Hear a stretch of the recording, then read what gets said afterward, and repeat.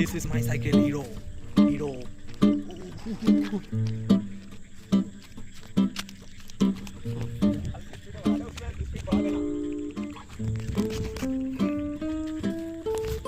चलो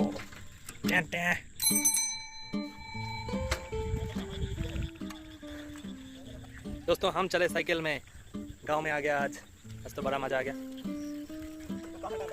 अरे ऐसे ही बाद में देखूंगा। साइकिल लेके हम दोनों चले पहाड़ में नहीं गांव में, घूमते घूमते चलाया बहुत दूर। अभी 10 किलोमीटर दूरी पे हम आ गए।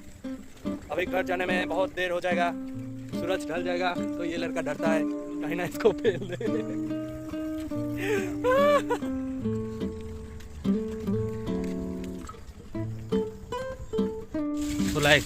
বন্ধুরা দেখতে পাচ্ছ তোমরা, আজকে আমরা এসেছি এই আসামের তিনসুকিয়ার একটি গ্রামে। তো গ্রামের এই ব্লগটা তোমাদের কেমন লাগছে তোমরা অবশ্যই জানাবে। দেখতে পাচ্ছ এখানকার বাড়িঘরগুলো এখনো ছাউনির দেওয়া এবং মাটির তৈরি বাড়িঘর, দোকানপাটগুলো দেখতে পাচ্ছ অত্যন্ত গ্রাম এলাকায় যেরকম বাড়িঘর থাকে সেই রকম। দেখো এখানকার রাস্তাঘাট একদম কি বলবো, ওয়েদার একদম ক্লিন, ওয়েদার একদম পরিষ্কার আর কোনো দূষণমুক্ত এরিয়া। কিন্তু এখানকার বাড়িঘরগুলো এখনো সেই অনেক দিন পুরনো যে বাড়িঘর রয়েছে সেরকম দেখতে।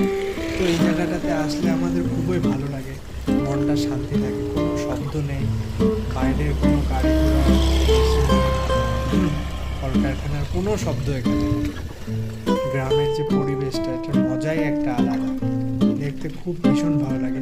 আর এখানে যে একটু উন্নত মানের যে বাড়িগুলো রয়েছে, একটু পাকা যে বাড়িগুলো রয়েছে, তো সেই বাড়িগুলোতে দেখা যাচ্ছে যে প্রত্যেকটা বাড়িঘর এত সুন্দর করে সাজানো না, ভীষণ ভালো লাগে বাড়িগুলো।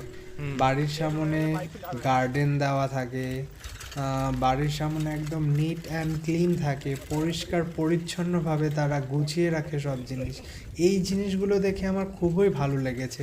আসামের মধ্যে এই জিনিসটা আমার খুব ভালো লেগেছে। এই দেখো বাড়ির সামনে চা পাতা বাগান, ঠিক আছে, তো একদম খুব মানে গোছানো বাড়িঘর, একদম কি বলবো।